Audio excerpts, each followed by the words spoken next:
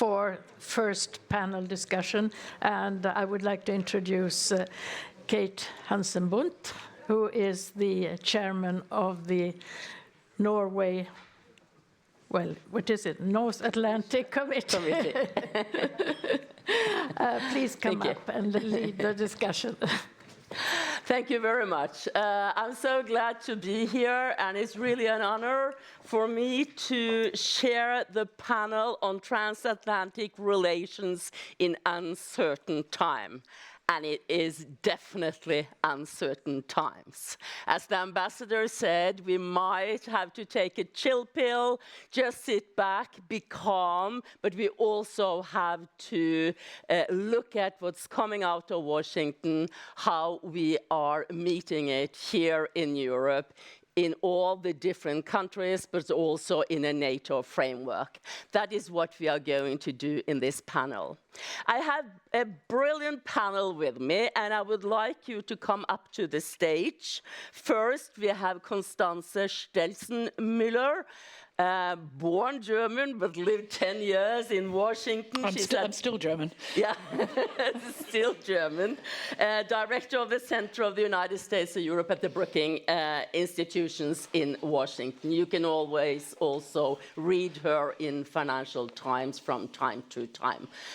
Give her a big applause, please. Then I have someone you know very well, Ann-Sofie Dahl, non-resident senior fellow at the Atlantic Council, a member of the Swedish Academy of War of Science. Thank you. And then we have Sahlin, ambassador, member of the Swedish Academy of War of Science. I remember him as ambassador in Oslo. Please, Michael. Thank you. Thank you. Thank you. I think I rather stay, because then I can see all of you. I see some familiar faces in the audience. Happy to see you again. And I've asked,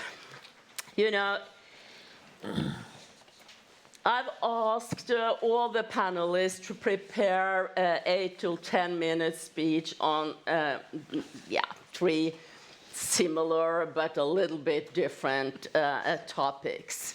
It has been a rather bumpy week, and not least after the chaotic weekend in Munich.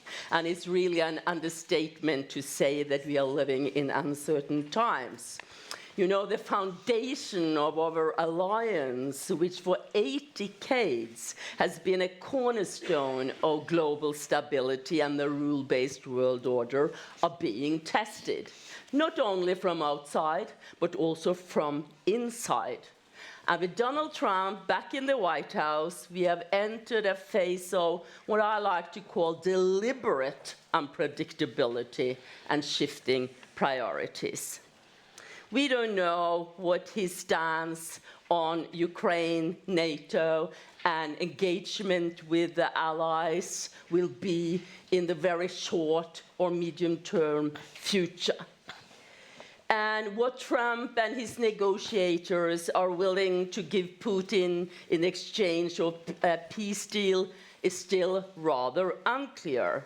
But it looks like Russia is going to have a big slam. They are going to get most of their demands fulfilled. And Europe must, of course, as we have heard in the speech before, reconsider all its dependencies and vulnerabilities, not only on the US, but also on China and on Russia, and take more responsibility for its own defense to secure its core values and interests. And we have to stand up for a free Ukraine. I think that's the most important lesson from most allied capitals today. So, I have asked Constanze. I would like to start with you. You was also present at Munich, and we would like some if you could share some insights from behind the scene, and also how you see, living in Washington, how you see the way forward for Europe and NATO as the US security and foreign policy is entering a completely new phase and of very deliberate unpredictability. Could you sort out a little bit on how you see the way forward for Europe? And particularly, I would be happy if you could say something about the German role at the end, please. All right, that's a lot of different requests for 10 minutes, but let me try. First of all, thank you very much for inviting me here. I'm still not entirely clear why I am a lifetime called member of this academy, but I'm very proud of it, and I often brag about it. I also want to say that these chairs strike me as quite dangerous. They don't seem to have a break. No, exactly. And so if I will endeavor to stay in the same place, but it requires some attention. So this may be distracting. Let's see how it goes. And perhaps a little bit about myself. I am German, I have remained German, but I've been living in Washington for the past 10 years. And I've been going to the Munich Security Conference for longer than I care to admit, since the late 90s, first as a very young reporter for Die Zeit. I was their defense and security editor, then for the German Marshall Fund, and now for Brookings. And so I can say with some experience, but especially with some feeling, that I have never been at a Munich Security Conference like this, and that it truly was historic. Also, perhaps for those of you who are lucky enough not to go to this thing, let me perhaps give you a little bit of an idea of what this is like. It used to be, when it started out, that this was 40, at maximum 50 white men, most of them with military backgrounds, who were all familiar with the codes of national security and therefore would happily speak to each other in code over a weekend and then disperse again, having attracted very little public attention. These times are over.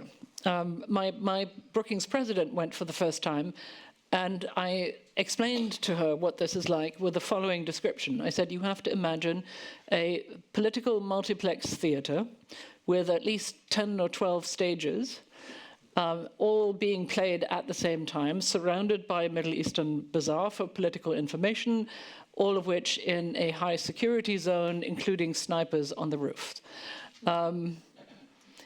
The thing that is slightly different from when I started out was that there used to be really quite violent clashes between demonstrators and police. And for some reason, this has stopped.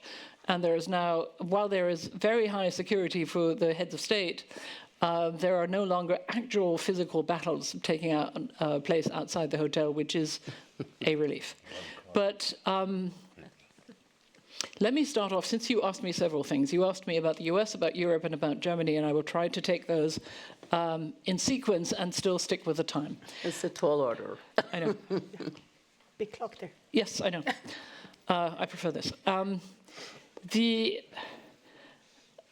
As I said, I've been living in Washington for 10 years now, and the rise of the German extreme right and the rise of the American extreme right have been more or less coterminous.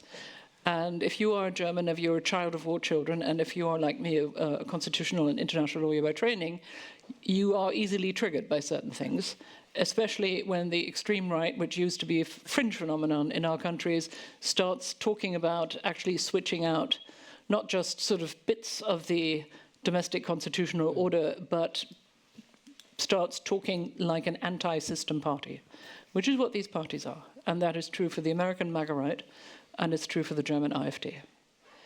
That I think is the most serious aspect of this current dispensation, that they want nothing less than to get rid of representative democracy and replace it with something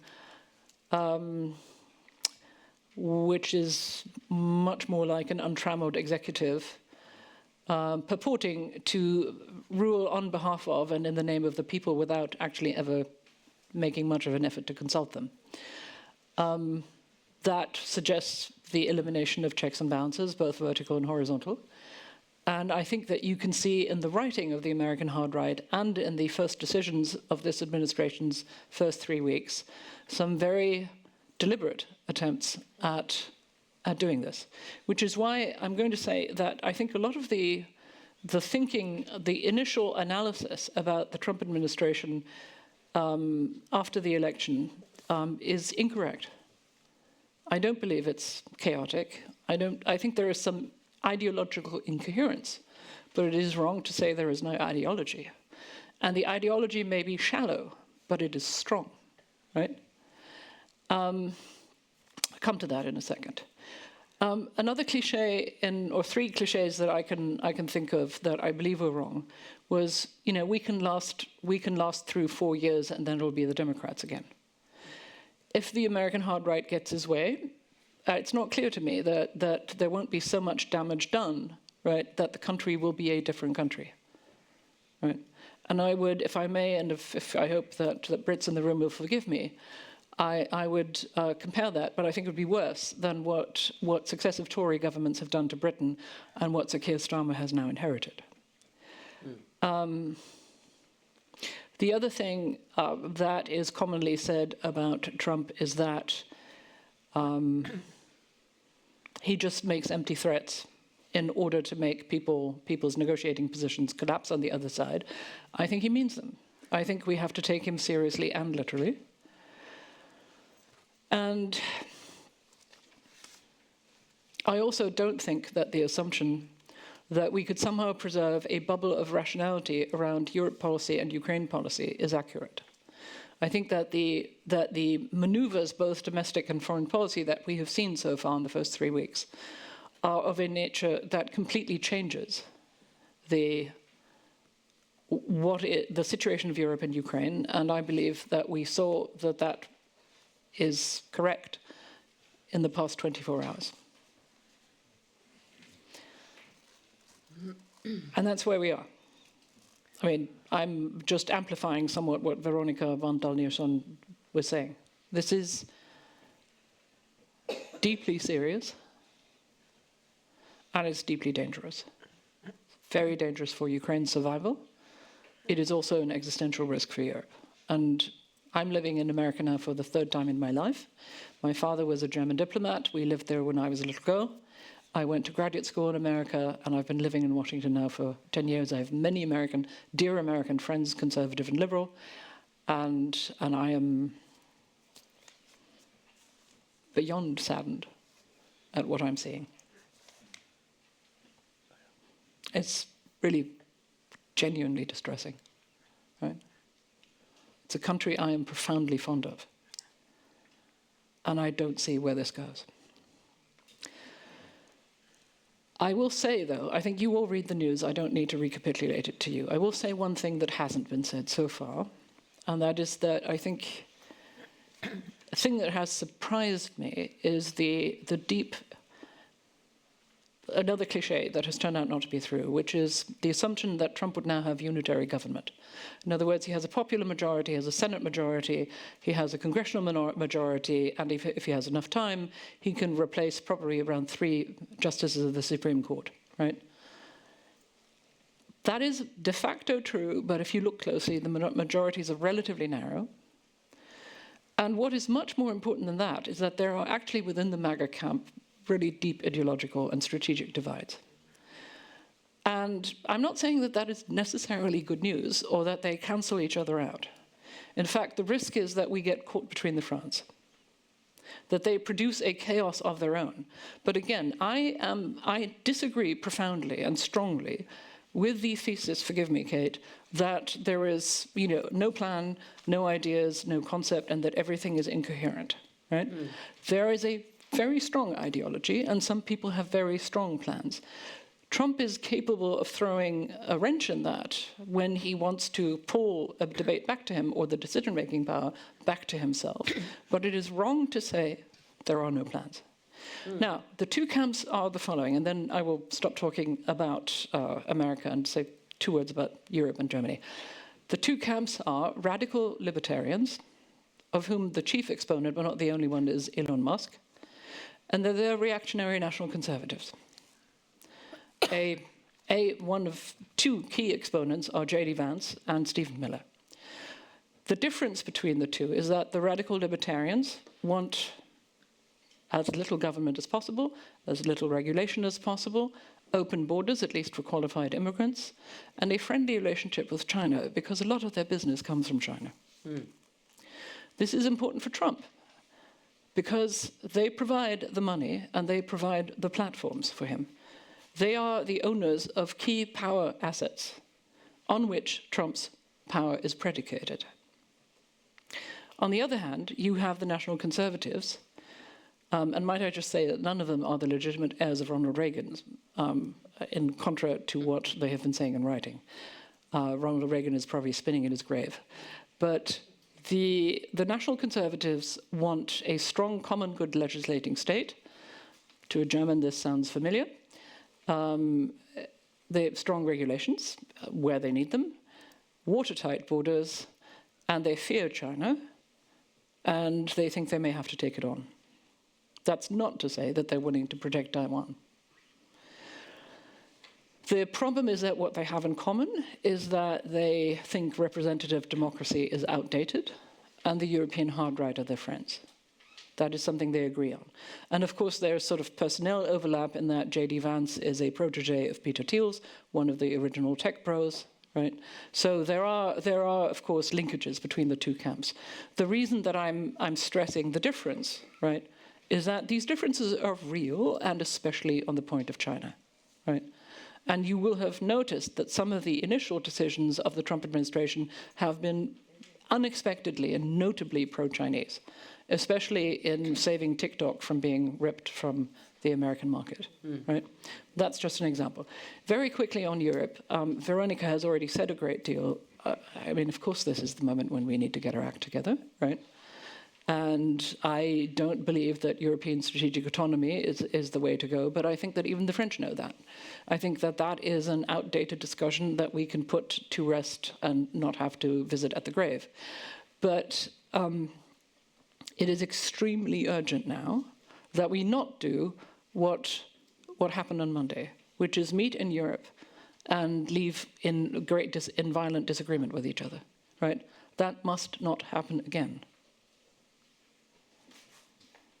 And so what we need to do is find a common position on, as Veronica was saying, supporting Ukraine energetically, helping them to protect themselves. The quote-unquote, the label for this is the Israel model. I want them to become members of the EU and of NATO, and we should never say no to that, and we should work to help them establish a path towards that. But what I want to say here at the end of this particular passage is that we may encounter American and Russian resistance to that, right? I think the one thing that we haven't factored into our conversations and, in fact, into our thinking is what we do if people try to stop us from unifying, right? I mean, we are certainly going to see people trying to bilateralize relationship, preventing us from agreeing with each other, et cetera, and I think the play for Greenland is just the beginning of that, but by no means the end. And I think the consequences of that are so awful to contemplate that we ought to throw whatever national reservations we have overboard. I think we all know that this is the time that each and every one of our countries is going to have to make some kind of sacrifice, right? Throw overboard sacred cows for the sake of the entire boat not going under. And that is particularly true of my own country. But there I actually think that I see movement, right, in the debates. And I will leave it at that because you're looking at your clock, and we can continue that in discussion. Okay? Thank you so much, Constanze.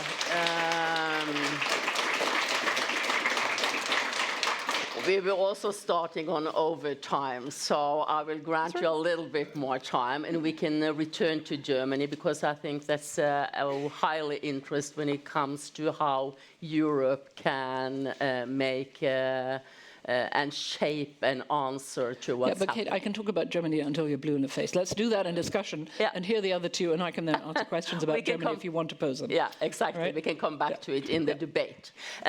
So we continue with Ann-Sofie.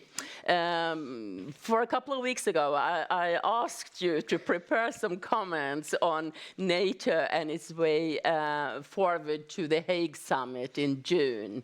But of course, you are allowed to comment on what's been happening the last 3-4 weeks. It's not even a month that Donald Trump has been in the White House. But he started with his bashing on Denmark and asking about Greenland and his seemingly imperialistic tones before he entered the White Office. But please concentrate a bit on NATO and what can we do to give a unified answer to what's happening. All right. Thank you, Kate, and thank you to the organizers, the Royal Academy, for this extremely timely conference. It's really, we are sort of seeing history unfold as we are speaking, and uncertain times indeed. Is this the end of the Western world as we know it? That was the question asked by Anne Applebaum, the author and columnist, in the spring of 2016 in a column in Washington Post. As we were approaching the US elections that fall, from which Donald Trump, surprisingly, also to himself, emerged as the winner. And those 4 years with Donald Trump were indeed crazy. It was the first time that a US president threatened to withhold Article 5 support to an ally if they had not paid what Donald Trump then and still, it seems, thinks of as some membership fee to NATO that the Europeans owe to the US, the membership fee to the US. And of course, he also toyed with the idea of pulling the US out of NATO. According to his national security advisor, John Bolton, who writes about this in his memoir, very interesting memoir, by the way. And he describes how he stops, a bit dramatic, but he stops the president from going ahead and pulling the US out of NATO right as they're entering the Brussels summit. I'm sorry. So lots of crazy things happened during those 4 years. The first Trump administration. But it wasn't the end of the Western world, as we know it. We made it through those 4 years, and we thought that everything was back to normal when Joe Biden arrived in the White House. Many believed that Donald Trump was a mere parenthesis, an unfortunately unhappy, crazy parenthesis, but still just a parenthesis. Now, however, we realize, and especially after what happened this last week, that it was Joe Biden who was the parenthesis.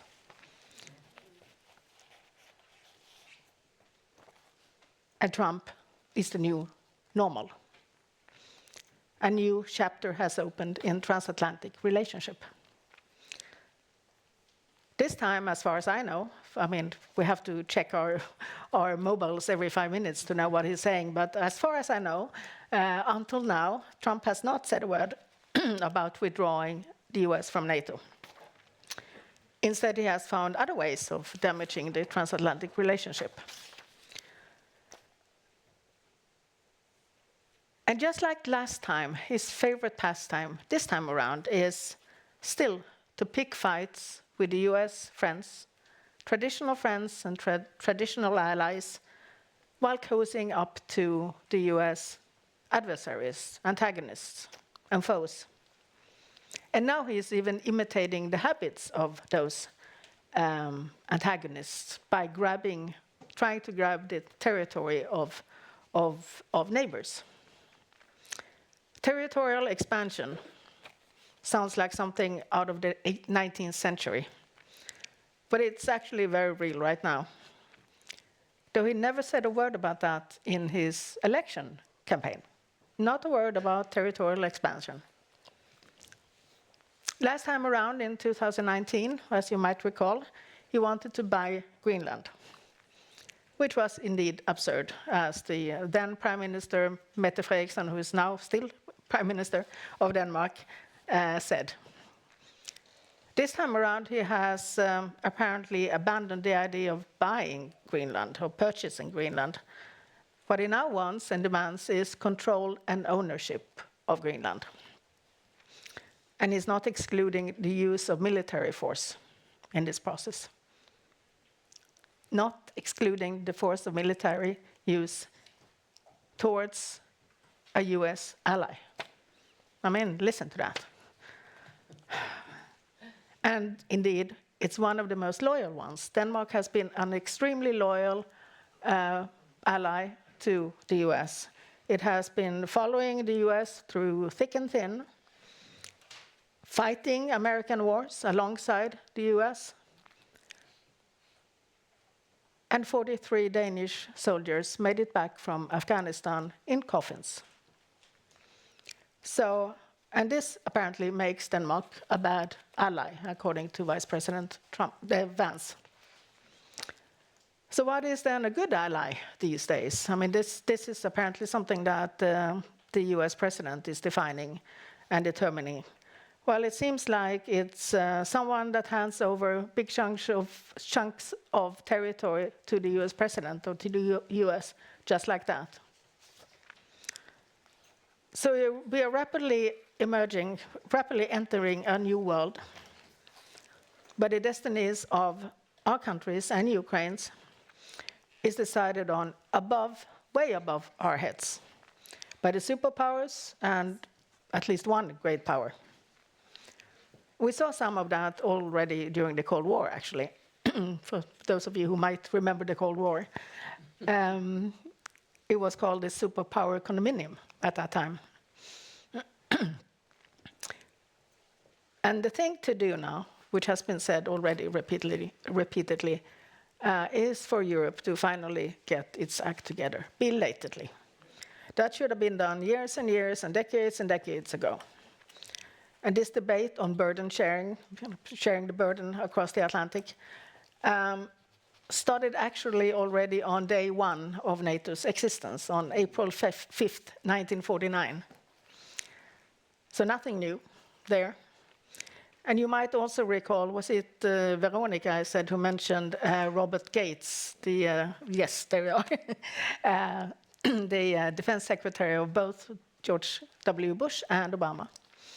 And his farewell speech in 2011, when he predicted a situation very similar to the one which we find ourselves in now. So this burden sharing, the 2%, which are not 2% anymore, all of this was not invented by Donald Trump. Far from it. But still, there are a number of allies who haven't bothered to reach even the 2%. I found it quite amusing that the Spanish Prime Minister was in Paris at this conference. I mean, his country is at the very bottom of the list of NATO contributors, with defense budgets. This is not the end of NATO. Still have my NATO pin. And that would be truly ironic and very, very sad, considering that it's not even a year since Sweden finally joined NATO. And it's a great advantage for Sweden to be part of NATO, to sit at the table this time and not to be an outsider like before. The transatlantic link is not broken. And as I think also Veronica said, we've seen many crises in NATO before over the years. But there are so many messages and so many announcements now that from various parts of the US administration. It's a flurry of announcements, really. And the one predictable thing about Donald Trump is really his unpredictability. But we do need to take him seriously. But for all practical purposes, Europe is now home alone. Unfortunately. Home alone, but with little means to defend itself after all those years of free riding on the US. So what should be done? Perhaps we should return to the concept of coalitions of the willing and the able, only this time on European and Ukraine soil. This is an idea that has been presented by Anders Fogh Rasmussen, the Danish former Secretary General, and there you have a true transatlanticist if there ever was one. And I was, of course, also very happy to see the announcement from Copenhagen that Denmark is putting 50 fresh billion Danish kroner, which corresponds to 75 billion Swedish kroner, into its military. 50% this year, 50% next year, plus the 15 billion already to Greenland and the Arctic. So as we're entering into the Hague Summit in the summer, now is not the time to panic. It can be done, as Denmark shows. It can be done if we put our minds to it. It's not the time to panic. We should take a deep breath, cool our jets, as the Americans say. And these are still early days. After all, it may still not be the end of the Western world as we know it. That is probably the most optimistic that will be said during this day. Thank you. Thank you so much. Time is running, Mikael, and yeah, behave. No, we were talking about, Ann-Sofie mentioned coalition of the willing. I asked you to look a little bit closer upon the regional perspectives, the cooperations among the Nordic and the Baltics. If you could say something on that, but of course you are able to comment on what's coming out of Washington these days. But is it a way forward to somehow strengthen regional cooperation inside NATO? I don't mean to break up NATO, but to be more able and to cope with real military cooperation. Wow. Yeah. Okay. Emma, is this on? This is on. Okay. We have a great guy up there who is absolutely steering us through the panel. Kate, thank you, and Constanze and Ann-Sofie and Veronica. How interesting to listen to you.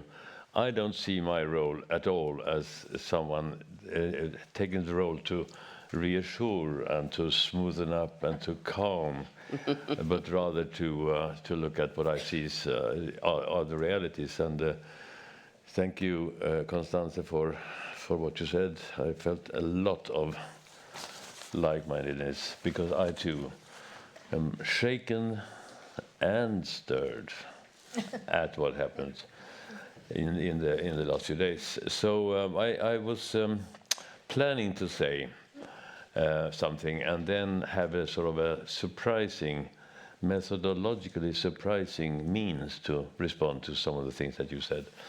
Lars-Erik Lundin knows what I meant when I said this. America is back, said Biden 4 years ago. And now, so that's my way of sort of entering into this subject of what does it mean? Is it, and I agree, of course, that Biden was the exception rather than Trump.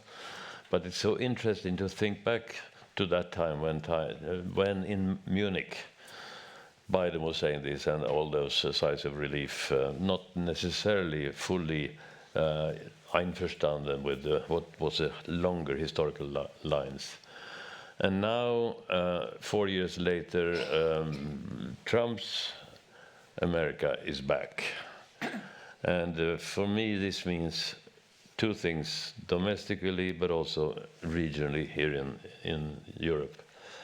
And one is that I think I'm correct in saying that no other US president has had the kind and degree of powers that Trump now has for the time being. I don't see you nod approval or either way, but maybe you think it's an uninteresting thing to say. It's just that I can, as they say, I can neither confirm nor deny, because I'd have to go check. point, I hope, is still taken, that it's so strange that someone like Trump can come back and now with a vengeance, and then take hold of so many things, and then be unrestrained in his power for the time being, before failures start to make the roads. We have midterm elections and so on and so forth. But there is a big but here. There is so much harm that someone having those powers can do, maybe irreversible harm. So that we need to not just say that, okay, let's trust that the American people will see the wrong decision that they made, and then they will regret it, and they will throw it again, and then there will be a new Kamala Harris or someone saying that America is back and forth. I don't see it this way. I see it as a more permanent destruction of something very, very, very important, also from the point of view of European security. So it was the line, I'm talking about the line, Kate, from America's back, quote, Biden, to what Trump said yesterday night. And I too, like Constanze, were listening very carefully to the different things, and I think extremely harmful things that Trump was saying yesterday. And in saying these things, he was undermining things that Marco Rubio was trying to say in the press conference afterwards, that of course everyone, poor Mr. Keith Kellogg, by the way, is in Kiev today, trying to explain what is the U.S. policy, and I wouldn't envy his role in that endeavor, I have to say. But Trump was saying, unlike his foreign minister, I wonder how long Marco Rubio will stand it, by the way, that it was really Ukraine's fault, etc., those things that Constanze was quoting, and also that there should be, and some of us had a discussion on this only the other day, elections part of this package of solution, meaning that Trump, is now relying or agreeing with Mr. Putin concerning the lack of legitimacy of the regime in Ukraine.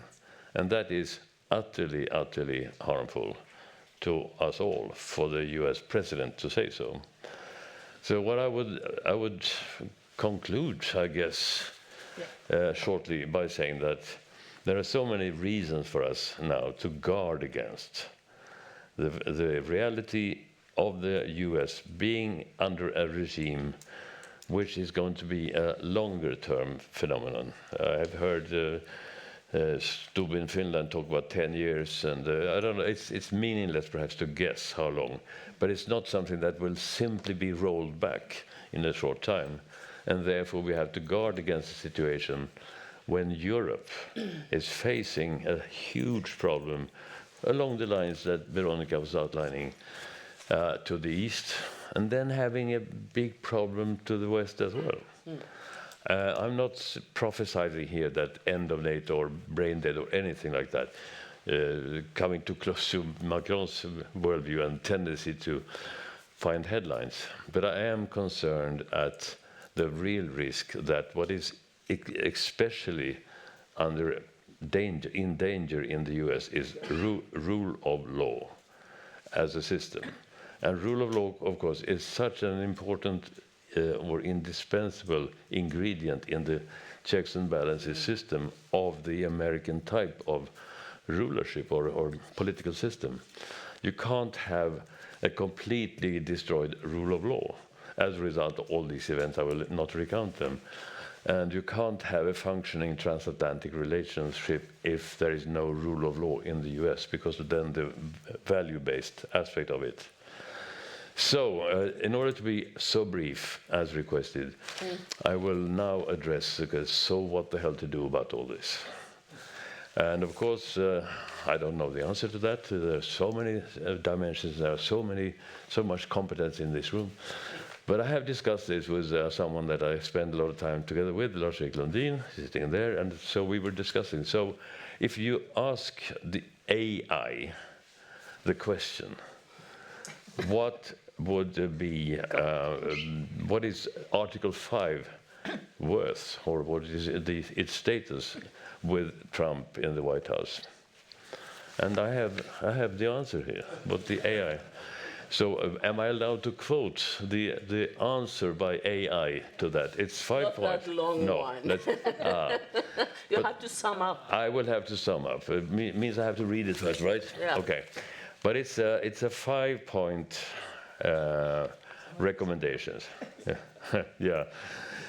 I heard The something. tech millionaires in the US are highly intervening into that, I guess. But the conclusion by those 5 points concerning what should small countries in Northern Europe do about it. Now, the summary.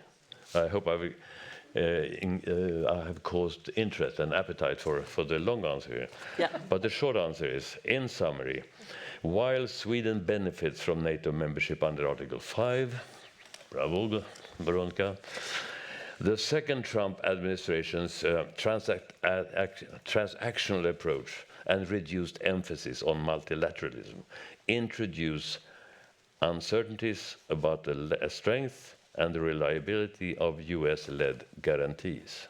Oops, oops. Sweden may need to bolster its own defense capabilities. Where is Tom Åkesson? Is he here? And deepen European partnerships to ensure that its security remains robust amid shifting US policies. It says shifting. I said maybe continuity. So this is the AI answer. And if you think that it's good enough for this short summary of it, I'll leave it there. Okay, thank you. Okay, thank you. Give him an applause, and also the AE. We have, I guess, 25 minutes for questions from the audience. While you are thinking out clever questions, I would like to give you one. It's a lot of unknowns, as Donald Rumsfeld said in 2003 during another very highly critical situation in NATO. I think we agree in the panel that NATO is not yet dead. We have to keep NATO, but Europe will have to fill NATO with money, capabilities, values, and policy. Maybe keep a small guest room open for the US and its nukes. How are we going to shape this NATO with a rather hostile American administration, Constanze? All right, well, it's difficult. I mean, look, there are a couple things here that we will find extremely hard to replace in the short term.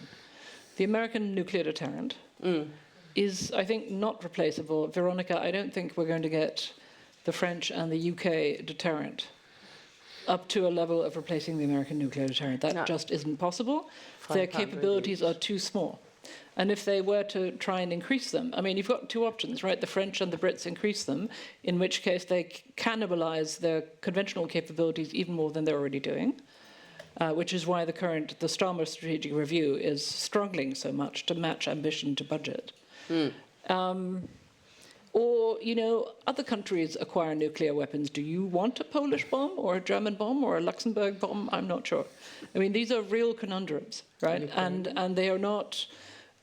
these are not banal policy problems. That's the first thing. I personally tend to think, I mean, the nuclear deterrent the Russians have proved to us, right? That they are willing to toy with nuclear threats, and so we take that very seriously. We should take that very seriously. But I would say that it is also often used, I think, as a psychological, rhetorical distraction. From the equally large conundrum of our conventional capabilities. And the problem of conventional capabilities in Europe, if I may, is that, yes, it's about money and political will, but it is the single biggest wedge here, I think, is the cost of technology and the developmental cycles of technology, which are so quick that sort of the old principle of renovating legacy platforms just isn't working anymore. It's also the case, if I may say that, as somebody who's been around for a little bit longer, that when I was a rookie journalist, there was still a fiction of the large countries in Europe being able to afford and deploy full-spectrum forces. That is a complete fiction at this point, right? Neither the Brits, nor the French, nor we Germans, nor in fact the Poles, even with their sort of newly aggressive defense spending, are capable of deploying full-spectrum forces. And of course, all the smaller nations of Europe have either fully integrated with others, like the Dutch, where they have integrated with the German army, or have specialized ruthlessly. And so there is a enormously complex question around how to replace American strategic enablers, right, and the American troop backbone if that were suddenly no longer available, right? And then finally, you know, even if we were able to do all that, I mean, I actually do think that if we are afraid enough, right, that we will find the political will and the money. And I think we will in short order, if we are not already, be afraid enough to do all that. But the political signaling to the rest of the world of America shooting up its government, of killing its development aid, and of throwing Ukraine and Europe under the bus, right, is a present encouragement to all of our adversaries, and not just the big ones, right? So I am profoundly serious when I say that this is a moment where we are going to have to look each other in the eye and say, what sacrifices do we have to make this possible, right? We call it cost us some welfare goods, Ann-Sofie. Short answer from the two of you, and then I will open Well, for the exactly. That is something audience. that I think we should think about a bit more in Sweden, at least. And again, I turn to Denmark, of course, and the big investments now. There is a discussion a debate in Denmark, and it has been going on for some time, about where should this money come from? And I can tell you how they're planning to do it at some other point, but nothing of that in Sweden. And if we are supposed to go up to 4% or 5% or whatever, whether that will be enough, I mean, this might just be some numbers that the American president is just toying with, and then he might say, well, this is not enough, you've failed. You know, Europeans have failed, so you're not doing enough. But where should this money come from? Should we raise taxes? God forbid. Should we cut down the welfare state? Not very popular. I mean, these are huge numbers that we're talking about. And we need to have a discussion in Sweden and in other countries about where to get that money. One thing, I think it would have been interesting, actually, no offense to the organizers, but it would have been interesting to have the perspective of the 4%ers. The frontline states, Poland, Estonia.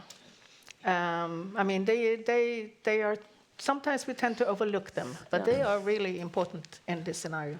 important. Michael, and then I have a question over there. Very first. briefly, then, it is always a question of how much in terms of cost and how to finance, etc., and then what to do.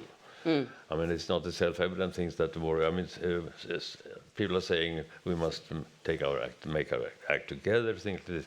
But there is always left behind some uncertainty as to exactly what and how to coordinate not only amounts but also directions, methods.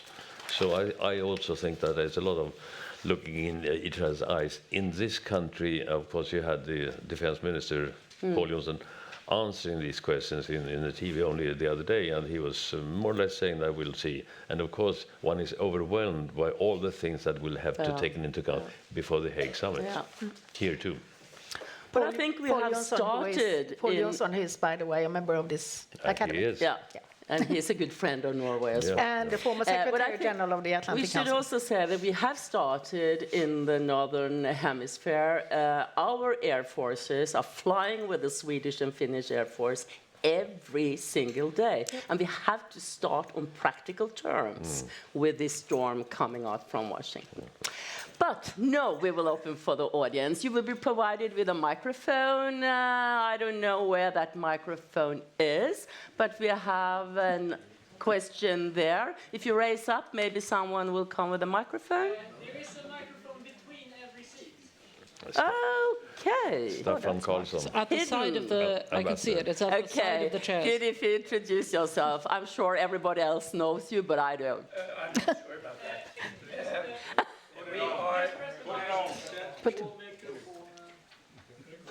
Okay, you have to turn it on. Yeah, great. Like that.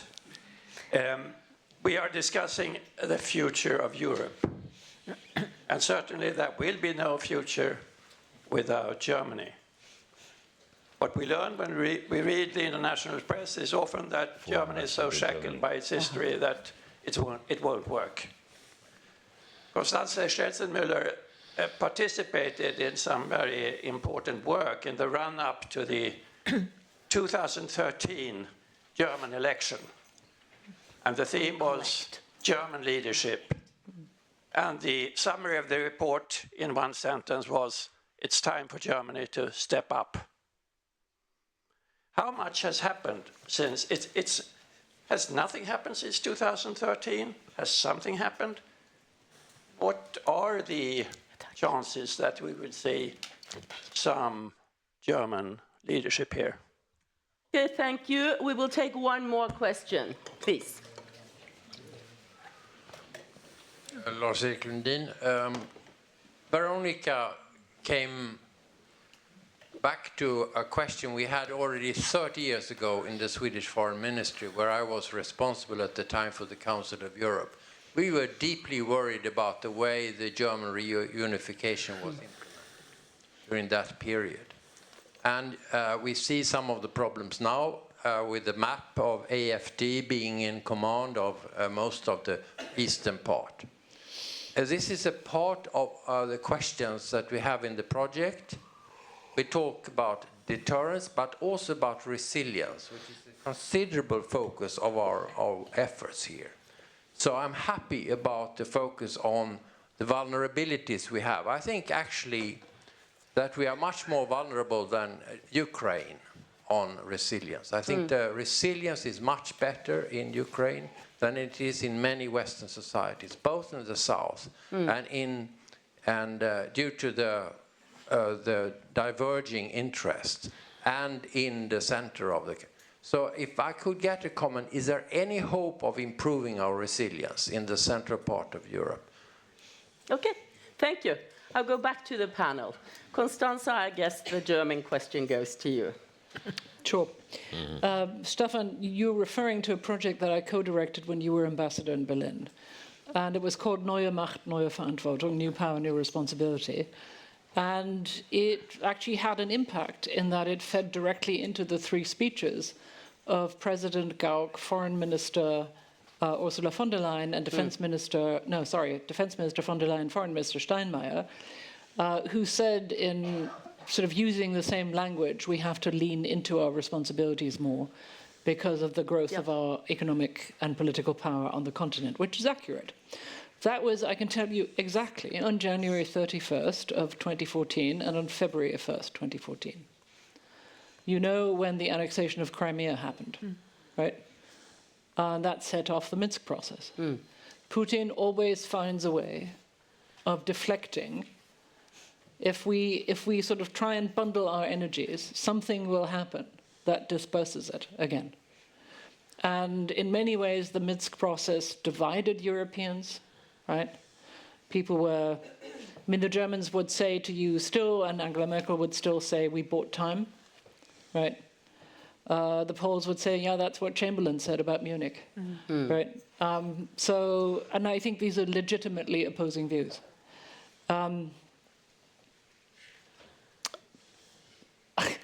I once wrote in a sort of comment about whether the Zeitenwende had really happened, is that there is an element of Schrödinger's Zeitenwende, right, about all this. In other words, it is both there and not there. The there part is that I think the direction of travel is not reversible. Right? I think what the Russians have done in Ukraine and are doing in the occupied territories is so terrifying that only the very uninformed, right, among which I fear is some of Germany's business community, or the deliberately uninformed, can envisage a reversal of the cutoff of Germany's energy relations with Russia. I personally would say over my dead body, right?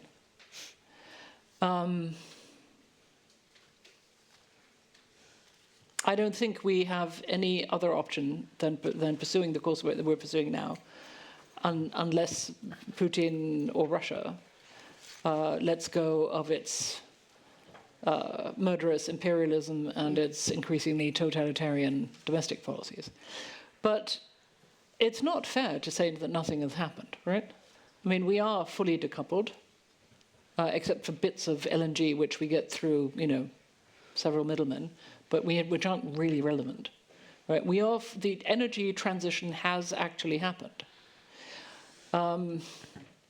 We are deploying a full brigade to Lithuania. It's really hard, and if you don't really want to look at the details too closely, but for Germany to say we're deploying a full brigade and pushing that is a very big deal.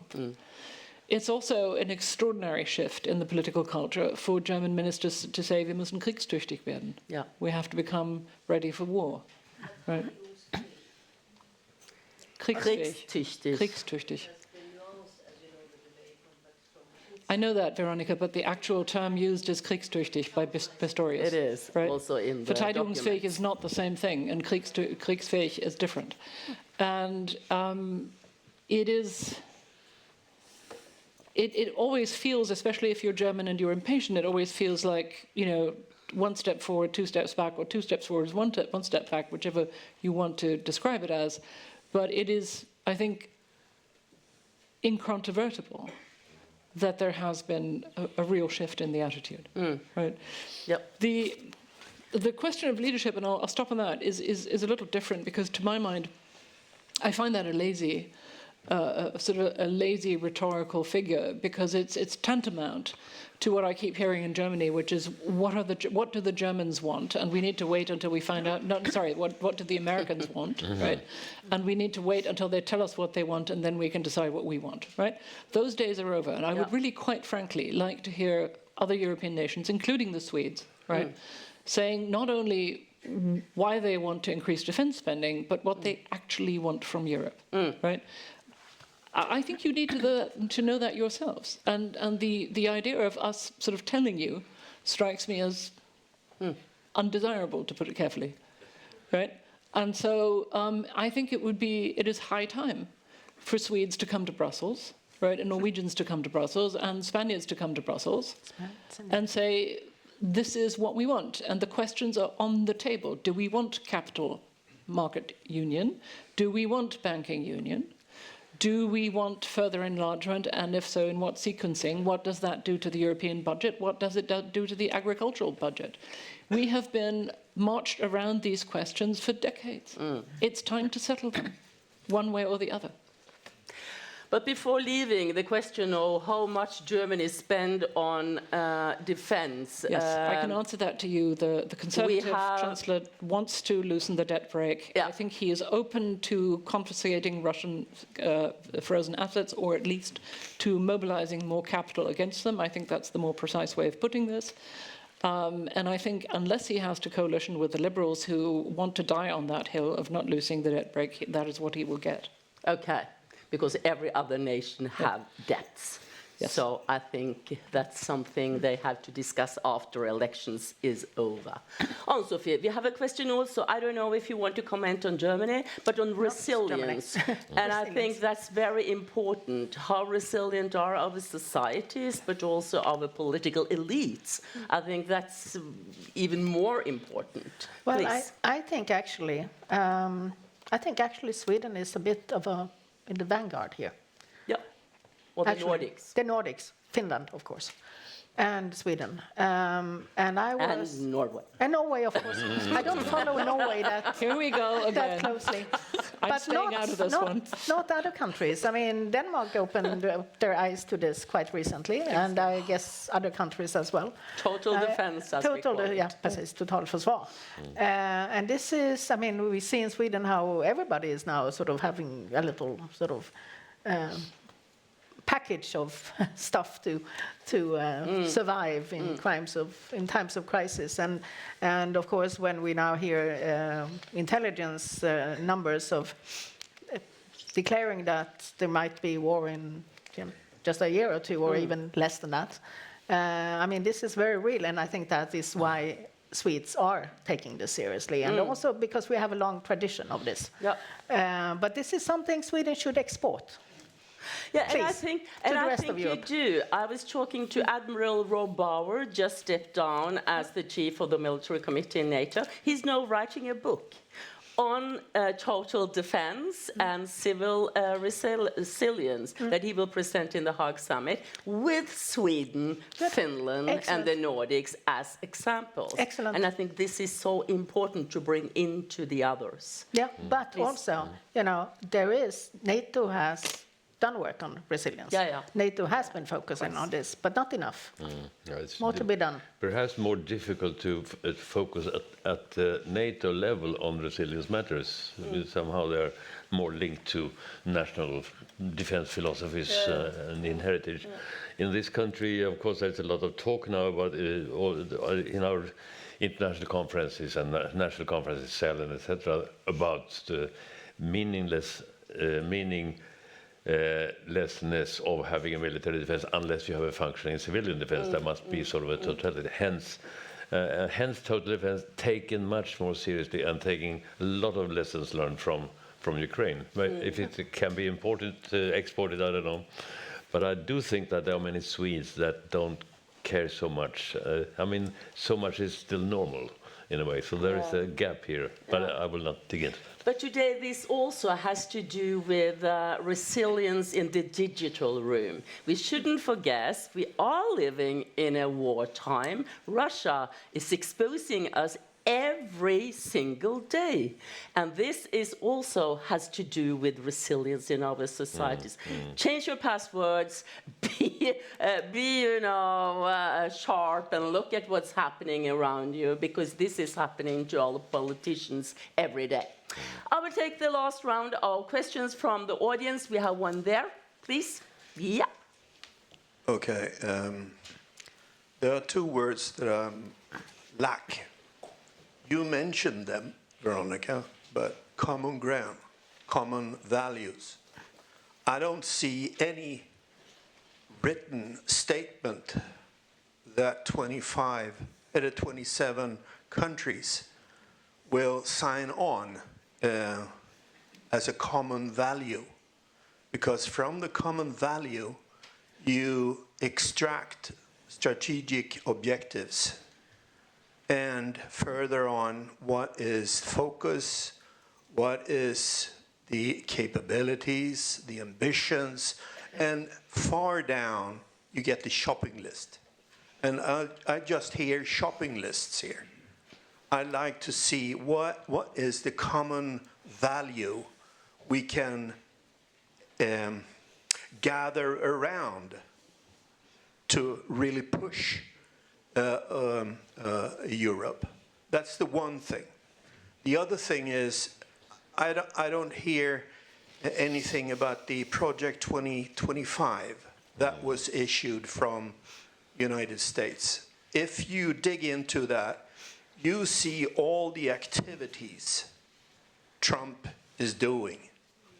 But he has the freedom to choose what to pick first and then after that. So I'd like to hear something about if there are any reflections on the Project 2025. Okay. Thank you. Thank you. The question in front of me. Yes. Well, what I was thinking about is that we all sort of wait. What will be the next move from the Trump administration? We will mix of fear and surprise. Is there something we could do to actually take the initiative from the European side and put Trump and his fellows in the back seat, or even leave them at the roadside and move ahead without US? Great question. Great question. We go back to the panel. I give you the possibility to answer the two questions, and then we have to stop. Start with you, Michael. If I may comment on Thomas' issue here, I think that there is a necessity to think along those terms, and it is going on right now. Not perhaps so, Veronica, sort of with a lot of progress in Paris the other day, and who is going to attend, etc., etc. But a luta continua of sorts, trying exactly this, I think. Then I perceive of a danger. Some of you have seen some things I wrote about this, to volunteer too easily in the spirit of having to respond quickly in order to anticipate further Trump moves, and then suggesting that we should have so and so many troops volunteered for, is it peacekeeping really, or is it peace enforcement, something? And then being stuck with the promise once made. So caution also has to be sort of balanced, but proactivity. May I also, since I have the floor, just say that I was referring when I said from US is back to what Trump said yesterday and in between, and the rule of law crisis. If I had time, I would have expanded on the project to 25 and because that's so important. There are figures now, how much percentage of the proposals there have now actually been translated into policies, and it's a high number. So that's enormously important. Thank you. Ann-Sofie. Yes, well, about taking the initiative, I think the one thing we should perhaps not do is to get too caught up with every single thing that happens right now, every single announcement coming out from Washington and various parts of the administration, because we're sort of playing Trump's game here. We should focus on getting our act together, strengthening our defenses, and I think the only thing that he really respects is strength. So somehow we need to pull ourselves together and act in a more unified way. Perhaps the coalition of the willing and able, this is my favorite topic right now, as you can tell. So that's probably the thing to do. Well, Project 2025, well, he's certainly started with a lot of activities. But let's see, I mean, it might feel like it's a long time to the midterm elections, but it's not that long after all. And let's see how the electorate responds to that, to all his activities. And let's see what happens. I mean, we know one thing, and that is lots of things are going to happen, and lots of things that we don't foresee.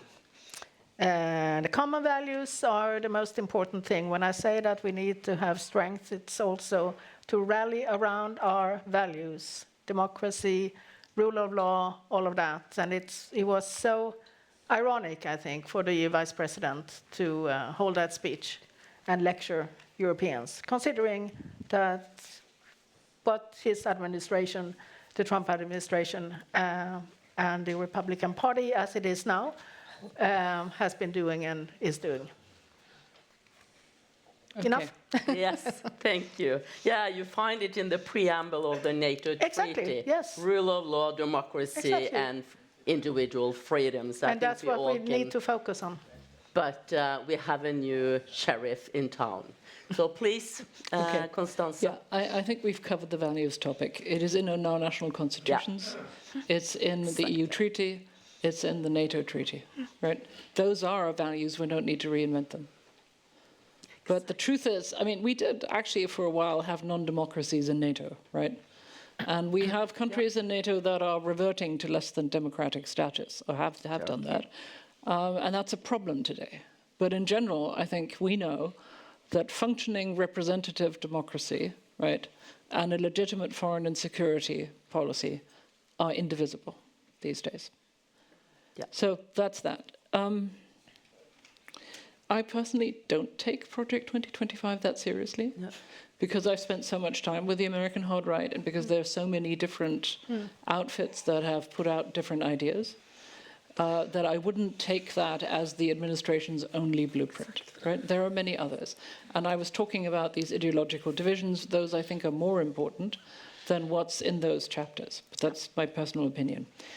Now, on what we have to do, let me try and be a little bit more specific than we have been so far, because I think about this a lot.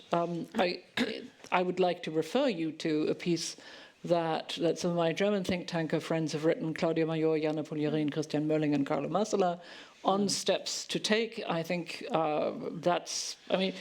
honestly, every policy planner in your defense ministry, your foreign ministry, your PMO can recite that in their sleep, right? The question is to get it done. Yeah. And we'd have no time to lose. But there are some additional things that I would suggest that I think would be useful.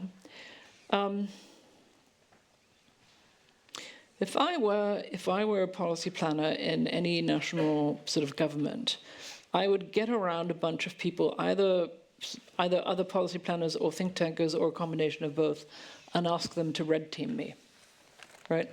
I would say, sit down and map out a worst case scenario and assume that the opposite of what we're doing is, or what we're assuming is right. And how do we prevent ourselves from marching into path dependencies where we can no longer prevent that worst case scenario from becoming true, right? That's the point of red teaming. The CIA invented this. I think it's high time for us to do it. So that's one thing. And the other thing, finally, that I would do, and that I've been seeing some German friends doing, which I think is actually really useful, and especially for a nation debating its own democratic resilience is a good thing to do, and that is to have town halls across the country discussing foreign and security policy. Yeah.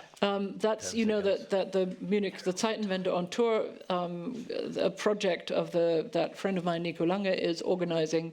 Arguably, our own Neue Macht, Neue Verantwortung project was something like that, right? Because we then took it to a lot of cities and to foreign capitals. And I think that's really worth doing, because that is a way to engage ordinary citizens together with policymakers, parliamentarians, think tankers, and maybe the odd guests from outside the country, to sort of give people a feeling, right, for what the issues are. And that, to me, is an incredibly democratic thing to do, right? You cannot, I think, these days make legitimate foreign and security policy as a theocracy, which is what, you know, in the good old days, the people who invented the Munich Security Conference had. That's no longer feasible. You need to take people along. That's the only way a democracy can move forward in critical times. So. I think on that note, I will thank you all three for a great, thoughtful and brilliant debate. And thank you for good questions. Now, I suppose it's coffee time, 30 minutes or 28, because we stole 2 minutes. Please give them a big hand.